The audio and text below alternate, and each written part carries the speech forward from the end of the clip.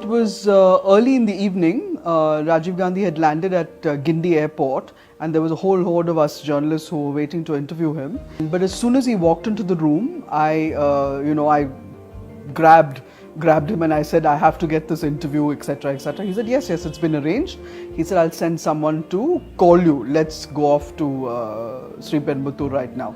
So what happened is, on the way, I think just after we left, crossed over to take that Sri Perumbudur road, his bodyguard came looking for me, Gupta. And in that whole confusion and everything, I still remember I left everything behind. I left my camera, my tape recorder. I just took my notebook and I ran and sat in the car with him. And for the next 45 minutes, I think I must be the only last person to have interviewed him.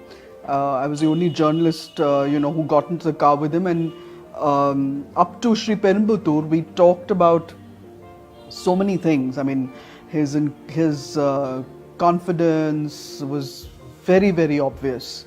It came through, and I think the way the people reacted to him here in Tamil Nadu, I think they just adored Rajiv, and it came through. Time and time again. Every time we had to stop because people kept sort of throwing themselves at the car and reaching through the window and pinching his cheeks. So it was quite a journey.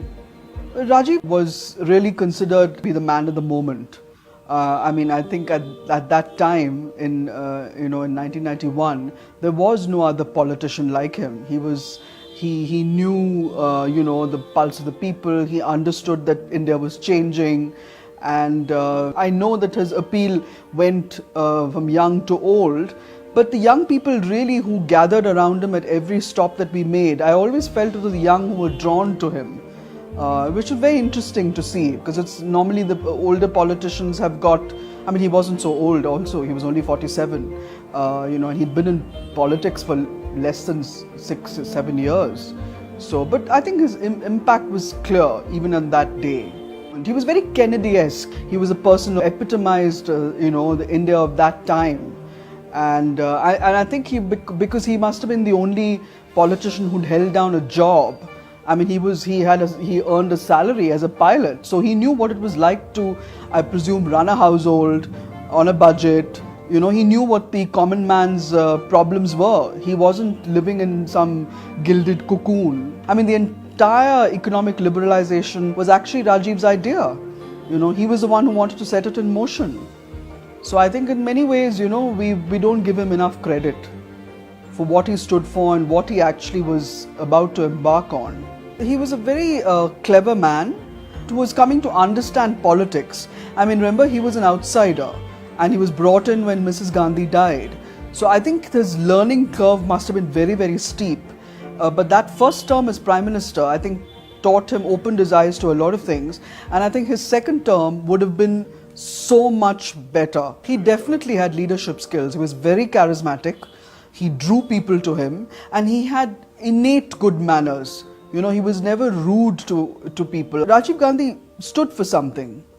He stood for, despite everything, he stood for humaneness, and he had a great warmth about him.